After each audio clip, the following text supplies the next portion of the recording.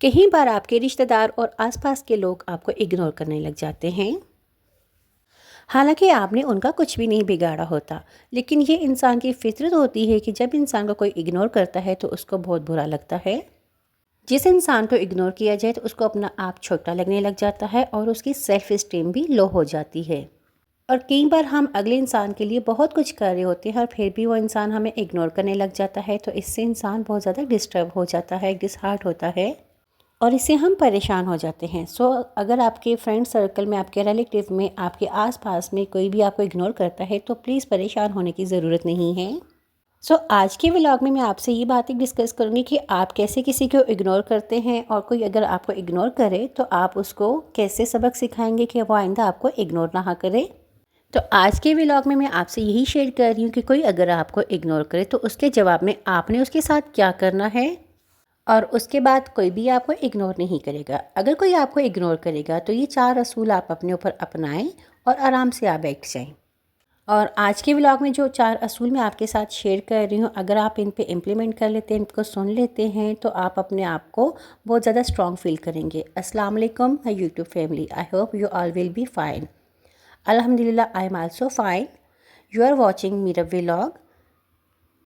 तो vlog start हो रहा है। आज के व्लॉग में मैं आपके साथ 4 रूल्स शेयर करूंगी जिससे आपको कोई अगर नज़रअंदाज करता है आप उस पर इम्प्लीमेंट करके अपने आप को कैसे उनको नज़रअंदाज होने से बचा सकते हैं। और आज की वीडियो में मैं आपको ये दिखा रही हूँ कि जब मेरी बेटी हुमायज़ा ने थोड़ा थोड़ा चलना स्टार्ट किया था, उसकी छोटे छोटे क्लिप्स मैं आपके साथ शेयर कर रही हूँ। आप देखिए, इंजॉय करें और मेरे रूल्स को फॉलो करें और अच्छे से उनको सुने। Let's move to the topic. तो टॉपिक ये है कि अगर आपकी सराउंडिंग में कोई आपको इग्नोर कर रहा है और आप उसकी इग्नोरेंस से परेशान हो रहे हैं, डिस्टर्ब हो रहे हैं, तो आप उसको कैसे हैंडल करें। Rule number first is don't over apologise. First point में मैं आपको ये बताती चलूँ कि कुछ लोग बहुत ज़्यादा वीक होते हैं तो वो अगले बंदे से बार बार अपोलोजाइज़ करते हैं, माफ़िया मांगने लग जाते हैं, अपनी गलतियाँ तस्लीम करने लग जाते हैं जबकि उनकी गलती होती ही नहीं है। उनको ये होता है कि सामने वाला बंदा नाराज़ ना हो जाए, घर का माहौल ख़राब ना हो जाए, इसलिए वो बार बार अपोलोजाइज़ करते हैं। आपके बार बार अपोलोजाइज़ करने की वजह से जो सामने वाला बंदा होता है, जो आपको इग्नोर कर रहा होता है, वो बहुत ज़्यादा खुश होता है, उसको दिली सुकून मिलता है। जिसको इग्नोर किया जाता है वो लोग छोटी छोटी चीज़ों के लिए सामने वालों के आगे हाथ जोड़ने लग जाते हैं, माफ़ी मांगने लग जाते हैं, जबकि उनका कसूर होता ही नहीं है। उनका कसूर नहीं होता तभी वो माफ़ी मांगने लग जाते हैं और सामने वाले इंसान को ये पता चल जाता है कि ये बंदा जो है हमारे इग्नोर करने से इरिटेट हो रहा है, परेशान हो। अगला बंदा ये कहता है कि मेरे इग्नोर करने से वो बार बार मुझसे माफ़ी मांगने आता है, तो वो बार बार इग्नोर करता है ताकि आप उसके पास बार बार जाएँ, उससे माफ़ी मांगें और उससे अपोलोजाइज़ करते रहें। तो अगला बंदा आपकी इस चीज़ का मज़ा लेता है। तो यहाँ पे मैं आपसे ये बोलूँगी कि तो किसी के सामने ज़्यादा माफ़िया ना मांगें और ना ही किसी के सामने खुद को प्रूव करें और ना ही आप उसको खुश करने की कोशिश करें। इस तरह से वो आपके सर पे सवार हो जाएगा, इस तरह से वो आपके सर पे चढ़ जाएगा और पहले से ज़्यादा आपको इग्नोर करेगा और आपको पहले से ज़्यादा परेशान करेगा। तो इसलिए ऐसे बंदों से आप बिल्कुल अवॉइड करें। उनको अगर वो इग्नोर करते हैं तो उनको इग्नोर करने दें, के साथ रख दें। जब आप उसको इग्नोर करेंगे ना तो उसको भी फील होगा, उसको भी रियलाइज़ होगा कि हाँ, ये मुझे इग्नोर कर रहा है, तो वो भी आपके साथ ठीक हो जाएगा, आपको इग्नोर करना छोड़ देगा। असल में जो बंदा आपको इग्नोर करता है ना, वो इसलिए करता है कि आप उसको वैल्यू दें, आप उसके आगे झुक जाएं, आप उसे माफ़िया मांगें और आप माहौल, घर का माहौल और इन्वायरमेंट ख़राब ना हो, आप उसकी वजह से अपने आप को नीचे झुका भी देते हैं और आप माफ़िया मांगने भी लग जाते हैं। लेकिन यहाँ पे मैं आपसे ये कहूँगी कि आप भी उस बंदे को इग्नोर करें। जब आप उसको इग्नोर करेंगे उसको वही वाला पेन होगा जो आपको होगा, आपको इग्नोर करने से होता है। तो आप उसके साथ उसी की पॉलिसीज़ के साथ खेलें तो फिर देखिए कितना मज़ा आता है। तो जब आप ऐसा करेंगे ना कि उस बंदे को भी इग्नोर करेंगे तो वो बंदा आपके साथ ये फार्मूला लगाना ही छोड़ देगा, वो भी आपको इग्नोर करना छोड़ देगा।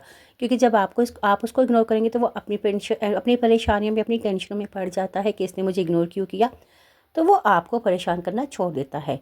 तो आप ऐसे उसके साथ खेलें, ऐसे उसके साथ डील करें उसको, तो ख़ुद को टेंशन फ्री कर दें। और वो सामने वाला बंदा ये सोचता है कि मेरे इग्नोर करने से और मेरे परेशान करने से इसको तो कोई फ़र्क ही नहीं पड़ रहा, ये उल्टा मुझे परेशान कर रहा है, तो वो फिर आपको इग्नोर करना छोड़ देगा। तो आपके इस रवैये और आपके इस एटीट्यूड की वजह से वो आपको इग्नोर करना छोड़ देता है, वो अपना रवैया आपके साथ बिल्कुल ठीक कर लेता है। तो दूसरा टॉपिक है हमारा बिज़ी इन अदर रिलेशंस। जब कोई भी इंसान, दोस्त या रिश्तेदार आपको इग्नोर करता है तो आप इसको अपने लिए सरदर्द मत बनाएं। बल्कि ख़ुद को दूसरे रिश्तों में बिज़ी कर लें, यानी कि आप अपनी फैमिली में ख़ुद को आप ज़्यादा बिज़ी कर लें, अपने बच्चों के साथ बिज़ी कर लें अपने आप को। फैमिली के दूसरे लोगों के साथ आप घुलना मिलना शुरू कर दें और अपने अटैचमेंट को इंक्रीज़ कर दें उनके साथ। लोगों में ज़्यादा इन्वॉल्व हो जाएं और खुश नज़र आएँ। जब इग्नोर करने वाला आपको नए लोगों के साथ देखेगा ना, तो उससे बर्दाश्त नहीं होगा कि आप नए लोगों के साथ हैं और आपको उसकी इग्नोरेंस से कोई फ़र्क नहीं पड़ रहा, तो वो ख़ुद ही आपसे बात करने लग जाएगा। क्योंकि उसको एक डर होगा, ये खौफ होगा कि अगर आप किसी और के साथ इन्वॉल्व होगी, आप किसी और से ज़्यादा अटैचमेंट होगी, बात कर रहे हैं, तो वो उसकी जगह कोई और ना ले ले, तो आप उसको भूल जाएंगे। तो इसका डर से वो आपके साथ आ जाएगा, दोबारा से आपकी तरफ आ जाएगा, आपको इग्नोर करना छोड़ देगा। और इसी तरह जब आप ख़ानदान के किसी नए बंदे को वैल्यू देने लग जाएंगे, तो जो आपको इग्नोर करता था वो उस बंदे को अपना कॉम्पिटिटर समझने लग जाएगा। क्योंकि उसके माइंड में ये चीज़ बैठ चुकी होती है कि वो मैंने अगर उसको इग्नोर कर दिया तो कोई बात नहीं, ख़ानदान का जो दूसरा बंदा है जिसके साथ इसकी अटैचमेंट हो गई है, या मतलब आगे पीछे का कोई दूसरा बंदा है जिसके साथ इसके अटैच, वो उसके साथ खुश हो जाएगा और मेरे इग्नोर करने से उसको कोई परेशानी नहीं होगी। तो इसलिए वो अगेन आपको इग्नोर नहीं करता, बल्कि पहले से ज़्यादा आपको अटेंशन देने लग जाता है। इसलिए फैमिली के नए लोगों से मिले जुले, उनमें इन्वॉल्व हों और ख़ुद को बिज़ी भी शो करें। इससे उसकी सारी अकड़ निकल जाएगी। Now moving to third point, और थर्ड पॉइंट है कीप डिस्टेंस।